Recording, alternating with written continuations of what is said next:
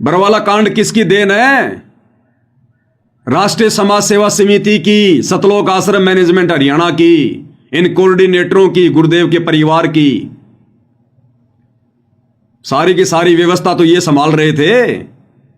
हथियारों की व्यवस्था करना, भक्तों को कमांडो बनाना, सरकारों के खिलाफ पुस्तकें लिखना, जजों को भड़काना,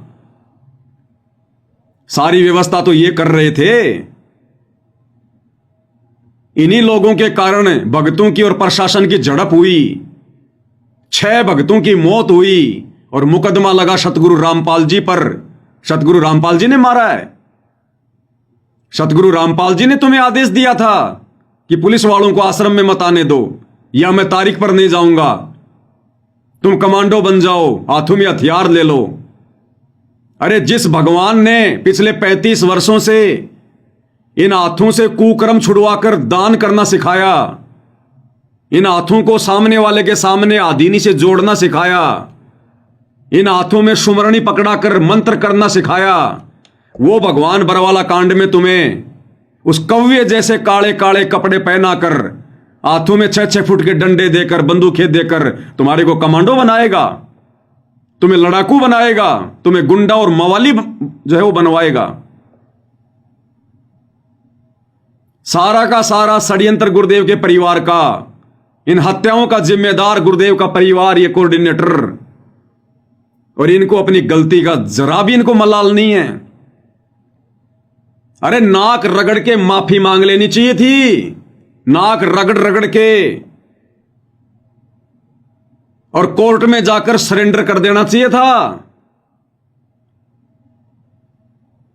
कि सारी गलती हमारी है, हमारे गुरुदेव का कोई आदेश नहीं था, हमारी बुद्धि भ्रष्ट हो गई थी काल प्रेरणा से, हमारी गलती है, हमें अरेस्ट करो, हमें सजा दो, हमारे गुरुदेव भगवान निर्दोष है, उनको छोड़ दीजिए। यह होता है शिष्य का धर्म। और तुम लोगों ने क्या किया? कोई 8 साल से भगोड़ा बन के घूम रहा है, कोई 10 साल से भगोड़ा बन के घूम रहा है, छुपते फिर रहे, दर दर की ठोकर खाते हुए। कब तक छुपोगे? अरे सरकार से तो छुप जाओगे, प्रशासन से तो छुप जाओगे, अपने कर्मों से कैसे छुपोगे? भगवान से कैसे छुपोगे? वो सजा बाकी है, मिलेगी सजा। ये बकवास ज्यादा दिन की नहीं है जो तुम कर रहे हो वर्तमान में, ये पाखंड आडंबर। पाप का घड़ा भर गया तुम्हारा, समय नजदीक है, बच नहीं पाओगे अब।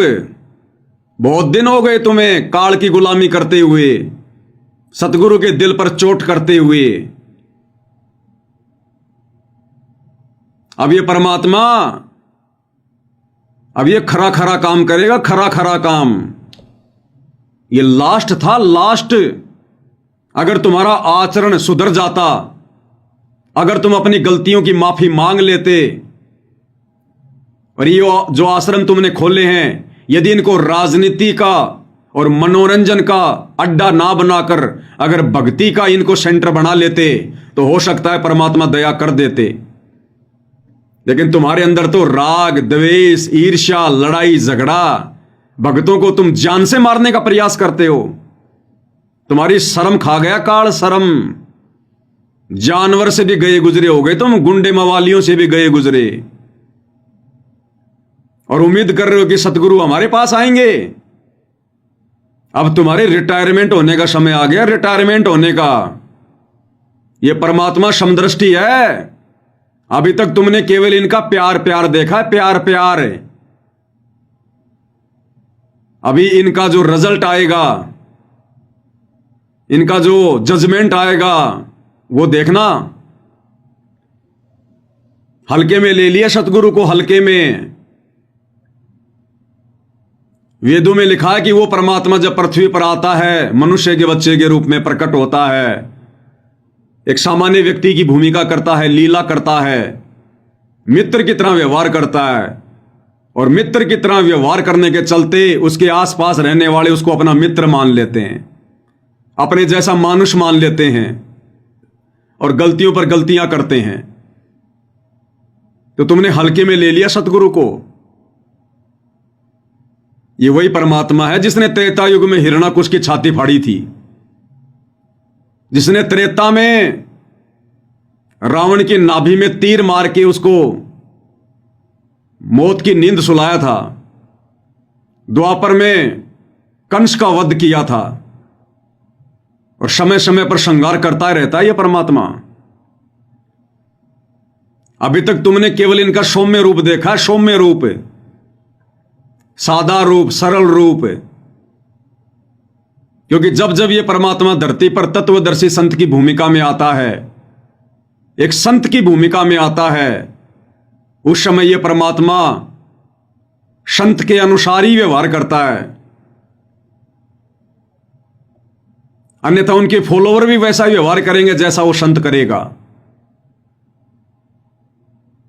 तो वर्तमान में परमात्मा जिस संत की भूमिका में है कि संत ना छोड़े संतता, चाहे कोटिक मिलो असंत, चाहे कितने दुष्ट व्यक्ति क्यों ना टकराओ उनसे, काल प्रेरणा से कितने लोग भक्ति का स्वांग करके उनके पास रह के उनको दुखी क्यों ना करे, परेशान क्यों ना करे, उनके मार्ग में बाधा उत्पन्न क्यों ना करें, उनके मिशन में गंदगी क्यों ना फैलाएं, ये परमात्मा अंततः संतता ही दिखाएगा। लेकिन इनका विधान है कि राम किसी को मारे नहीं, मारे तो हत्यारे राम, अपने आप ही मर जाएंगे कर कर खोटे काम। तो भैया जो खोटे काम तुम लोगों ने कर डाले हैं बरवाला कांड से पहले और बरवाला कांड के बाद, उन खोटे कर्मों की सजा निर्धारित हो चुकी है। अब धीरे धीरे धीरे धीरे जो बीज तुम लोगों ने बोया है इस भक्ति मार्ग पर, अब उसकी फसल कटेगी। अब फसल इस युग परिवर्तन के दौर में तुम लोग भी अछूते नहीं रहोगे, जिन्होंने गुरु को मानुष मानकर हैंडल किया है और गुरु की आज्ञा से ज्यादा अपना मनमाना आचरण संगत के ऊपर थोपा है। अब समय आ रहा है,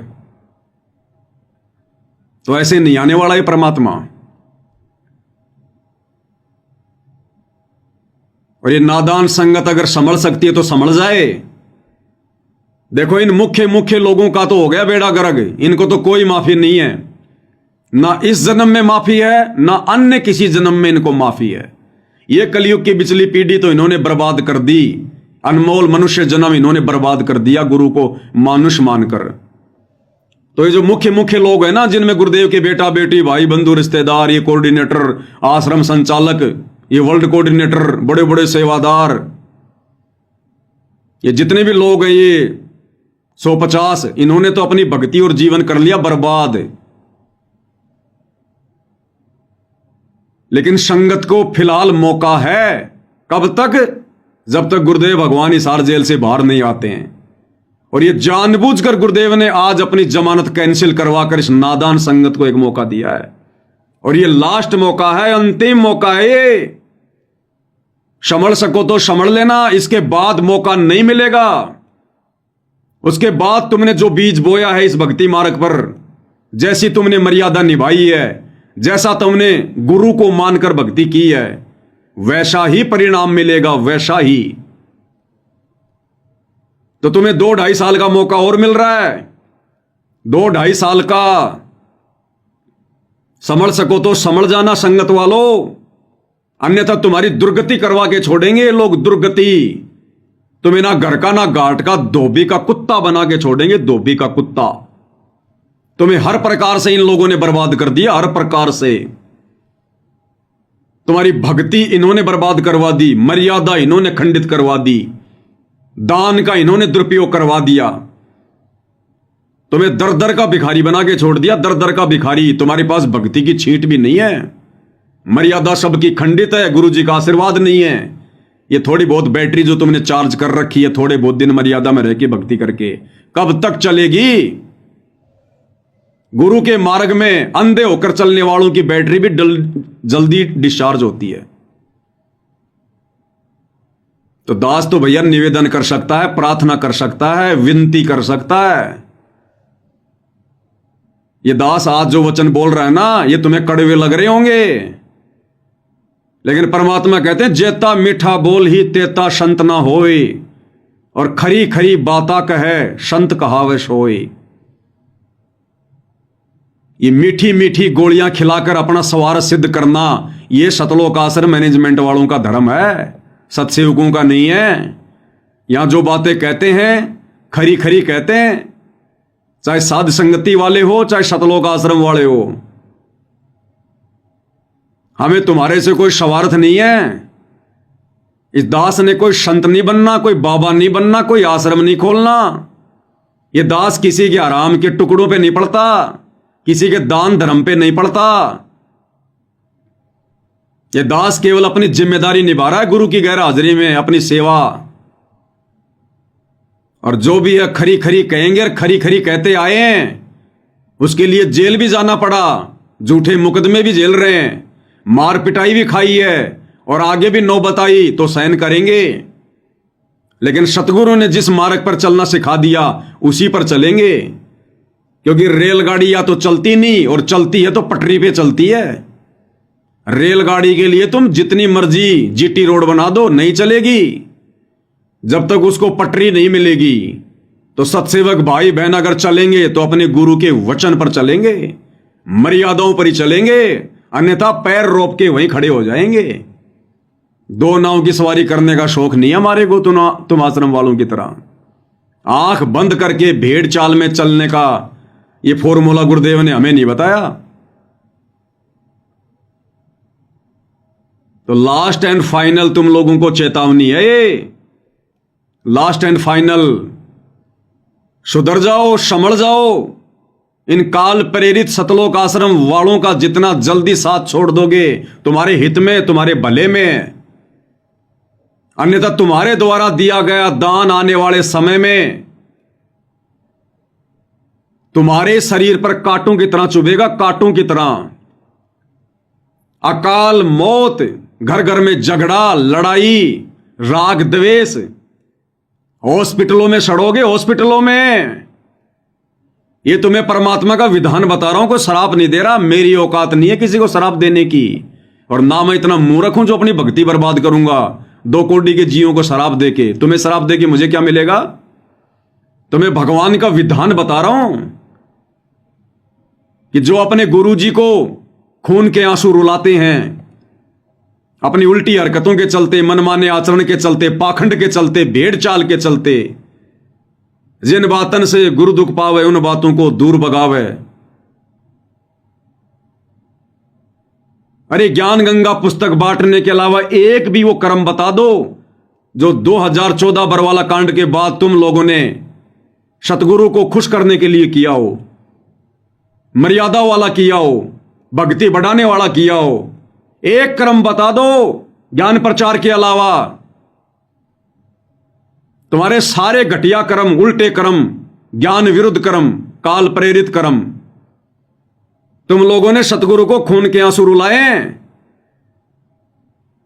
जब जब भूल पड़े पुस्तक में लास्ट में जो लेटर लिखा है गुरुदेव ने, किस कदर गुरुदेव रो रहे हैं। विशेष संदेशों में परमात्मा किस कदर तुम लोगों से विनती कर रहे हैं, प्रार्थना कर रहे हैं कि भाई अपने ऊपर रहम नहीं कर सकते तो इस दास के ऊपर रहम कर दो। तो मूर्खों से सतगुरु रहम की भीख मांग रहा है, रहम की भीख।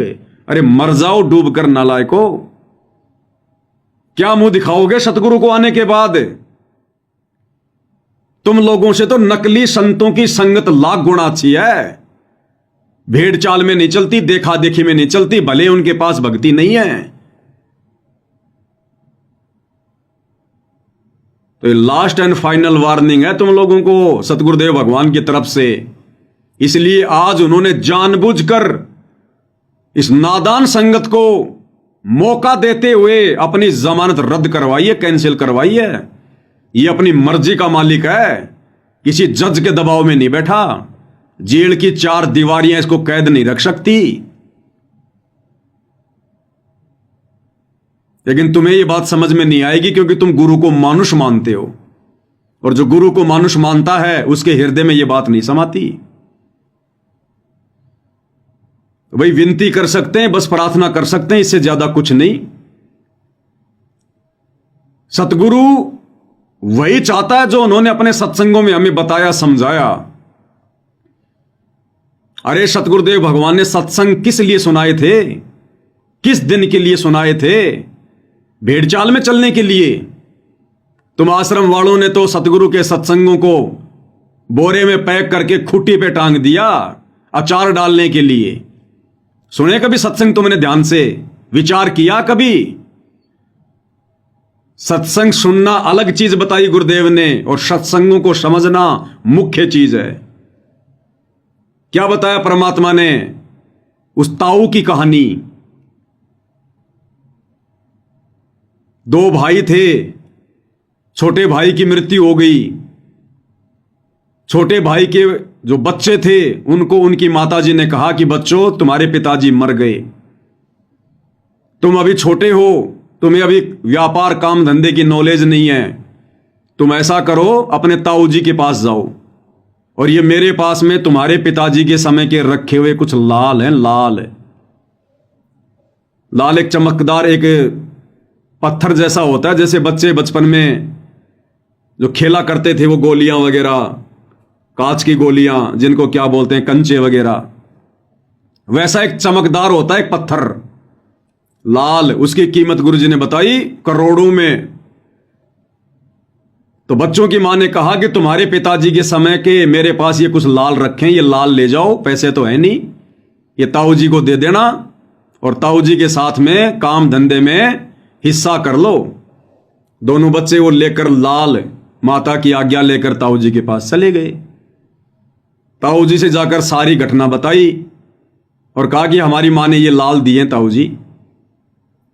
तो ताऊ ने वो लाल हाथ में लिए, वो गठरी खोली और देखा और वापस बंद कर दिए। वापस बंद कर दिए ताऊ ने और कहा कि बच्चों, ये तो बहुत कीमती हैं, अभी मुझे इनकी आवश्यकता नहीं है, मेरी उधार चलती है, ये अपनी मां के पास वापस रख के आ जाओ, जब आवश्यकता पड़ेगी जब मंगवा लूंगा। ताऊ समझदार था। ये ताऊ समझना सतगुरु रामपाल जी को, ये कथाएं कोई मनोरंजन के लिए नहीं सुनाई, वो ताऊ समझना सतगुरु रामपाल जी को। और वो दो बच्चे वो समझना संगत को, और वो लाल वो समझना इन काल प्रेरित सतलोक आश्रम मैनेजमेंट हरियाणा वालों को, जो ताऊ ने वापस दे दिए थे कि ले जा बेटा, ये बहुत कीमती है। तो और ताऊ ने बच्चों को देश विदेश घुमाना शुरू कर दिया, व्यापार धंधा सिखाना शुरू कर दिया। कई दिनों बाद में ताऊ ने कहा कि बच्चों, ये लाल ले जाओ, और वो जो सेठ जी है ना जिससे अपन उधार सामान लेके आते हैं, उसके काफी उधार हो गई, तो तुम ये लाल ले जाओ और सेठ जी के जो उधार हो चुकती करके आओ। ठीक है ताऊ जी। दोनों लड़के चले गए, जाकर सेठ जी को लाल दे दिया कि सेठ जी, हमारे ताऊ जी ने लाल दिया है, आप अपना उधार समाप्त करो। सेठ ने एक जोहरी बुलाया जो लाल की जो परख करता था। जोहरी ने आकर देखा लाल को और कहा कि सेठ जी, ये तो लाल नहीं है, ये तो लालड़ी है, लालड़ी। अरे लाल तो करोड़ों का होता है, ये लालड़ी तो 2 आने की भी नहीं है, 2 आने की भी। उन बच्चों ने भी देखा ध्यान से। सेठ ने अपने हाथ में पकड़ा और गली में फेंक दिए वो, और कहा कि ले जाओ इसे, धोखेबाज आदमी हो, मुझे ठगना चाहते हो, तुम्हारा ताऊ ऐसा दिखाई तो नहीं देता था, कब से हो गया ऐसा। वो दोनों बच्चे वो लालड़ी को उठाकर ढंग से देखते हुए और वापस आ गए ताऊ जी के पास, सारी बात बताई। ताऊ जी बड़ा चालाक था, बड़ा सयाना था, जानबूझ के लालड़ी दी थी, जानबूझ के। ताऊ जी ने कहा, ओ बच्चों, मेरे से गलती हो गई, धोखा लग गया, मैंने लाल की जगह तुम्हें लालड़ी दे दी। सेठ बिल्कुल ठीक कह रहा बच्चों। अच्छा एक काम करो, अब ये लाल ले जाओ, अब जाओ सेठ जी के पास। अब दोनों बच्चों ने फिर से लाल हाथ में लिया, लाल को ध्यान से देखा। वो परख कर रहे थे लाल और लालड़ी की, झटके लग रहे थे उनको। ताऊ ये चाहता था कि ये लाल और लालड़ी की पहचान कर लें, मुझे कहना ना पड़े। दोनों बच्चे लाल को लेकर बड़े गौर से निहारते हुए, उसकी परख करते हुए सेठ जी के पास गए। बोला सेठ जी हमारे ताऊ के धोखा लग गया था, हमारे ताऊ जी ऐसे नहीं है, देखो ये अब की बार ताऊ जी ने लाल दिए। सेठ ने फिर से जोरी बुलाया, जोरी ने देखा और कहा कि सेठ जी ये लाल है। सेठ ने कहा कि देखो देखो ऐसा होता लाल, ये है लाल, ले आए थे लालड़ी। बच्चों को भी पता चल गया कि लाल कैसा होता है और लालड़ी कैसी होती है। वापस गए और कहा कि ताऊ जी हम दे के आ गए। कुछ दिनों बाद में फिर से ताऊ ने कहा कि बच्चों फिर से उधार हो गई, अब तुम एक काम करो, वो जो तुम्हारी माता जी के पास में जो लाल रखे हुए ना वो लाल लेके आओ, वो सेठ जी को देंगे और सामान उधार लेंगे। दोनों बच्चे गए दौड़ते हुए, मां से कहा मां मां मां ने कहा आओ बच्चों बहुत दिनों में आए, खाना खाओ भोजन खाओ। उन्होंने कहा कि नहीं नहीं मां भोजन बाद में खाएंगे, बहुत ज्यादा उधार हो गई है, एक काम कर वो लाल दे जो लाल तेरे पास रखे हुए हैं। तो मां ने अंदर से निकाल के वो लाल उनको दे दिए, वो पोटली कपड़े में बांध रखी थी। अब उन बच्चों ने देखा कि हम देख तो लें कहीं ये लालड़ी तो नहीं है, क्योंकि बच्चों को परख हो गई थी कि कहीं ताऊ जी के सामने हमारे को शर्मिंदा होना पड़े, हम चेक कर लें लालड़ी है कि लाल है ये। वो बच्चों ने गठरी खोली मां के सामने और देखा तो वो लालड़ी थी, लालड़ी, दो आने की भी नहीं थी। वो जिनको लाल समझ रहे थे, ये लाल कौन है? आश्रम वाले, ये कोऑर्डिनेटर, आश्रम संचालक, गुरुजी का परिवार। तो बच्चों ने देखा ये तो लालड़ी है। वो बच्चे कौन? संगत, और वहीं फेंक दिए उनको कि मां तू तो बहुत भोली है, तू लालड़ियों को लाल समझ के और बक्से में सजा के बैठी थी। ये तो लालड़ी है, लाल तो मां कई करोड़ों का होता है। तो मां ने कहा बच्चों मुझे क्या पता, तुम्हारे पिताजी के समय के रखे थे, मैंने सोचा भाई लाल होंगे, अब मन के बेरा बेटा। दोनों बच्चे उनको वहीं पटक के और ताऊ जी के पास गए मुंह लटका के और कहा ताऊ जी अरे बच्चों लाए लाल। मायूस होकर बोले ताऊ जी हमारी मां बहुत भोली है। ताऊ जी वो लाल नहीं थे, वो तो लालड़ी थी, लालड़ी।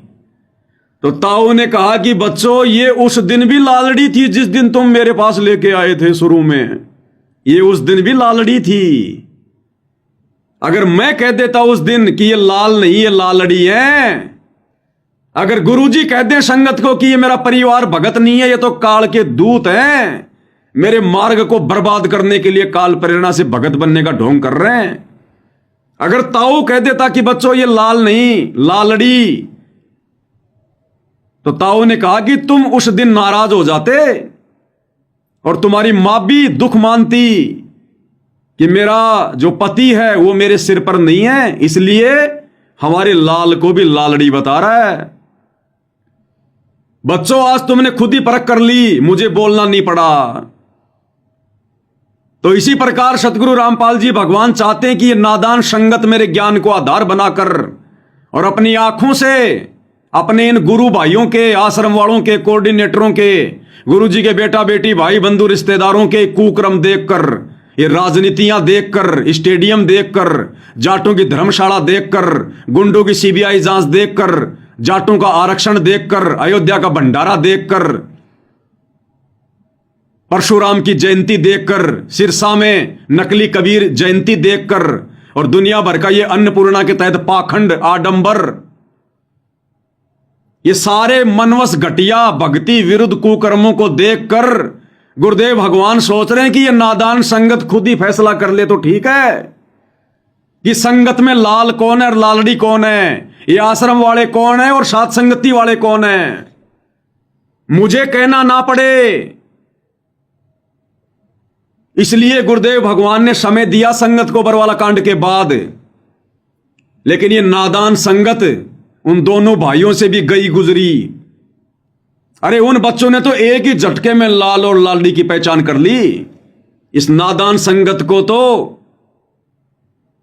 10 साल से ऊपर का समय हो गया, आज तक ये पहचान नहीं कर पा रहे कि साथ संगत वाले भाई बहन कौन है।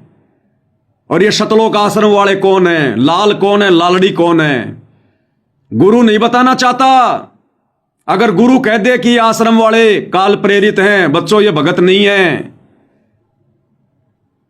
तो ये संगत वाले अपने गुरुजी में दोष देखना शुरू कर देंगे, दोष देखना। इसलिए गुरुजी नहीं चाहते कि मैं दोषी बनूं, मैं ये बुराई मोल लूं। इसलिए गुरुदेव भगवान ने बरवाला कांड के बाद खुले सांड की तरह इन आश्रम वालों को भी बाहर छोड़ दिया और संगत को भी बाहर छोड़ दिया कि आपस में सींग मार मार के देख लो, घंटी बजा बजा के देख लो, भिड़ंत कर करके देख लो, कौन भगत है और कौन गुरु गद्दार है, कौन गुरु मुखी और कौन गुरु द्रोही है। लेकिन ये नादान संगत आज तक पहचान नहीं कर पा रही लाल और लालड़ी की, उन काल प्रेरित सतलोक आश्रम वालों की और साध संगति से जुड़े सत्सेवक भाई बहनों की। जबकि दिन रात वीडियो बनाए जा रहे हैं और दिन रात वो लोग भी अपने काले कुकर्म करते ही रहते हैं। वो अपने कुकर्मों के वीडियो बनाते हैं, हम लोग ज्ञान आधार से वीडियो बनाते हैं। ये नादान संगत निर्णय नहीं कर पा रही, इसलिए अभी तक सतगुरुदेव भगवान बाहर नहीं आ रहे। इसलिए ताऊ ने, सतगुरु रामपाल जी ने जानबूझकर आज 25/9/2025 को अपनी जमानत जज में प्रेरणा करके कैंसिल करवाई है, क्योंकि अभी संगत नीर खीर का निबेरा करने के योग्य नहीं हुई है। और ये 2-2.5 साल का समय और दिया जा रहा है। उस ताऊ ने समय नहीं दिया था, लेकिन ये ताऊ, भक्ति का ताऊ सतगुरु रामपाल जी दयालु परमात्मा फिर से तुम आश्रम वालों पे रहम कर रहा है। 2-2.5 साल का समय तुम्हें और दिया जा रहा है, कर लेना विचार, अन्यथा फिर दुर्गति होगी, दुर्गति और गुरु की आंखों के सामने होगी। फिर तुम सौ दोष देखोगे गुरु मेर भक्ति में कि मैं तो आश्रमों में पाठ भी करवा रहा था, मैं तो ज्योति भी करवा रहा था, मैं तो हर समागम में हाजिरी भी लगा रहा था, मैं तो तारीखों पर भी जा रहा था, मैं तो अन्नपूर्णा मुहिम के तहत मकान बनाने के लिए मजदूरी भी कर रहा था। वो मजदूरी तुम काल की कर रहे थे, काल की, वो बेगार कर रहे थे, बेगार। सतगुरु भक्ति करवाने आता है, भक्तों से मजदूरी करवाने नहीं आता यहां। इन आश्रम वालों को मौका नहीं है बिल्कुल भी। आज 25/9/2025 को इनकी लास्ट लाइन थी, डेडलाइन। इस नादान संगत को मौका है थोड़ा, अगर संभल सको तो संभल लेना भाई और बहनों, नहीं तो दुर्गति दरवाजे पर खड़ी है, दुर्गति। साथ संगति के वीडियो देखना शुरू कर दो, ज्ञान को आधार बना लो, भेड़ चाल में मत चलो, मत डरो, मत घबराओ कि नामखंड होगा। ये दुनिया भर की बकवाद जो आश्रम वाले तुमसे करवा रहे हैं, इससे तुम्हारे नामखंड नहीं हो रहे। और अपने गुरु भाई बहनों के ज्ञान आधारित, गुरुदेव के सत्संगों पर आधारित वीडियो देखने से तुम्हारे नामखंड हो रहे हैं। तुम्हारी बुद्धि भ्रष्ट हो रही है, काल बैठा है तुम्हारी नाक पर।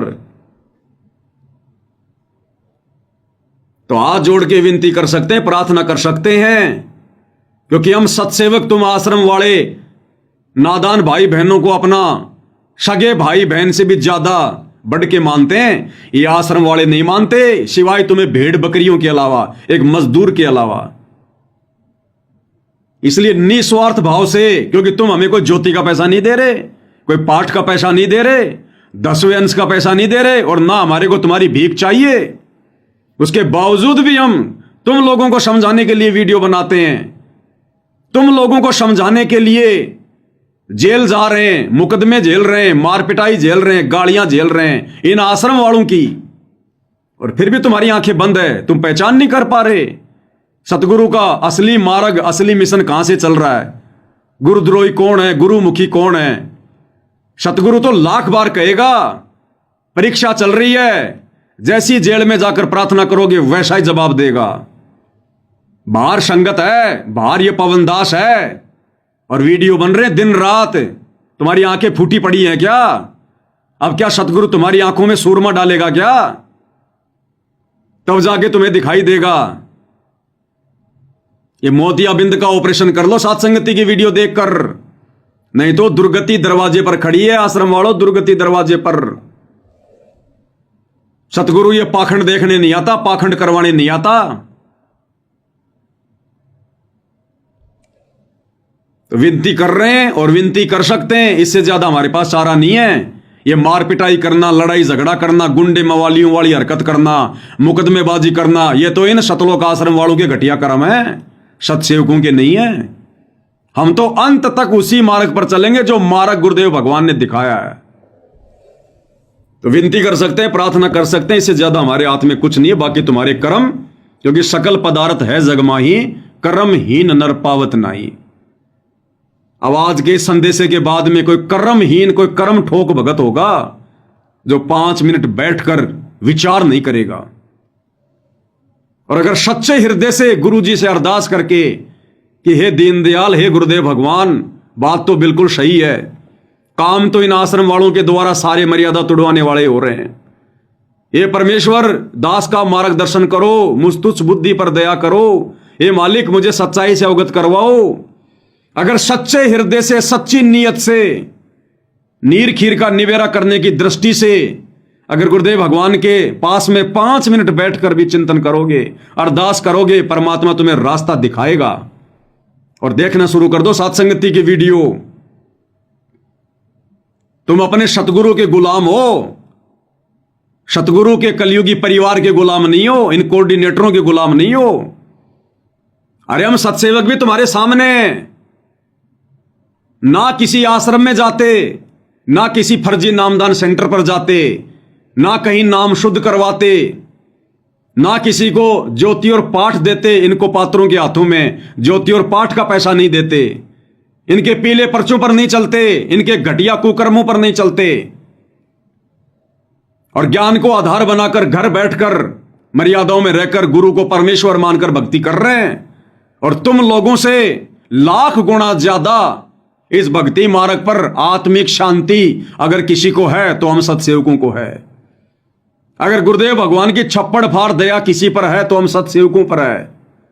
साध संगति से संकल्प नाम दीक्षा लेकर जुड़ा हुआ भगत और इन शतलोक आश्रमों से सार शब्द प्राप्त भगत, अगर उन दोनों की तुलना की जाए तो वो सार शब्द प्राप्त भगत मर्यादा, भक्ति और समर्पण भाव में उस संकल्प वाले भगत के पैर के नाखून के बराबर भी नहीं है, नाखून के बराबर भी। डिबेट करनी हो तो कभी ज्ञान आधार से डिबेट कर लेना, भक्ति भाव देखना हो, भगत का आचरण देखना हो, बोलचाल देखना हो, वो देख लेना। और कैसे समझाएं तुम्हें, प्रत्येक उदाहरण है तुम्हारे सामने, प्रत्येक उदाहरण है। और फिर भी नहीं समझोगे, फिर तुम्हारे जैसा निर्भाग कोई धरती पर नहीं। फिर तो परमात्मा कहते हैं कि ऐसे भक्तों को जन्म देने वाली मां को भी लानत है। पापी प्रभात ना बेटो, मुख देखे पाप लगे जिसका, 9 मास अपने गर्भ में कष्ट दिया, धिक्कार जन्म उसकी मां का। तो विचार कर लेना, अगर जरा भी ये तत्व ज्ञान की बूंद भी, गुरुदेव के तत्व ज्ञान की अगर एक बूंद भी तुम्हारे अगर भेजे में समाई है तो 5 मिनट बैठकर शांति से विचार कर लेना। ये आत्म कल्याण का मामला है, तुमको ये बढ़वागिरी करने के लिए सतगुरु रामपाल जी से उपदेश लेकर भक्ति नहीं कर रहे, तुम भक्ति के लिए कर रहे हो, आत्म कल्याण के लिए। और तुम्हें चिंता ही नहीं अपने आत्म कल्याण की। तुम्हें कोई भी ऐरा गहरा नथु बहरा एक पीला पर्चा निकाल कर कि मैं तुम्हारा कोऑर्डिनेटर हूं, मैं गुरु जी के परिवार वाला हूं, मैं आश्रम संचालक हूं, तुम्हारे को कुछ भी बोल देता और तुम भेड़ की तरह उनके पीछे पीछे हो लेते हो। कहां मर गई तुम्हारी कॉमन सेंस? अरे तुम्हारी आंखों के सामने वीडियो कॉल आती हैं इन आश्रमों में, और इन आश्रमों में प्रार्थना की जाती है, गुरुदेव वृक्षारोपण करने के लिए, पेड़ लगाने के लिए आज आश्रम में 5000 भगत आ गए। और तुम्हारी आंखों के सामने गुरुदेव भगवान कहते हैं फिर कि रे भगत तो इनमें 5 भी नहीं है, भगत तो इनमें 5 भी नहीं है। राजस्थान के सोजत आश्रम में जब इस प्रकार की प्रार्थना की गई कि गुरुजी पेड़ लगाने के लिए, वृक्षारोपण करने के लिए 5000 भगत आ गए, तो गुरुदेव ने कहा कि इनमें भगत तो 5 भी नहीं है। अरे कौन से ज्ञान में है ये? पेड़ लगाने के लिए तुम इकट्ठे हो रहे हो, ये भक्ति रूपी पेड़ लगाओ, भक्ति रूपी पेड़। ये बाकी पेड़ लगाने के लिए दुनिया बहुत है, और लगाना तो जाकर अपने खेत में लगा दो। आश्रमों में जमा होकर ड्रामा करने की क्या जरूरत है तुम्हें दुनिया वालों की तरह? तो भाई और बहनों विचार कर लेना, ये मौका नहीं मिलेगा, ये लास्ट एंड फाइनल मौका है गुरुदेव की तरफ से। संगत को, गुरुदेव के परिवार का मौका खत्म। अब तो जैसे इनके संस्कार, जैसी इनकी भक्ति, जैसे इनके ये कर्म, अब तो उसके अनुसार ही इनको परिणाम मिलेंगे। ये संगत पे परमात्मा फिर भी दया कर रहे हैं 2-2.5 साल के लिए। जितना जल्दी हो सके गुरु को परमात्मा मानकर, साथ संगति की वीडियो देखकर, ज्ञान को आधार बनाकर, अपने पूज्य गुरुदेव भगवान को अपना इष्ट मानकर, अपना आराध्य देव मानकर आरती करके उनको रिझाना शुरू कर दो, प्रसन्न करना शुरू कर दो।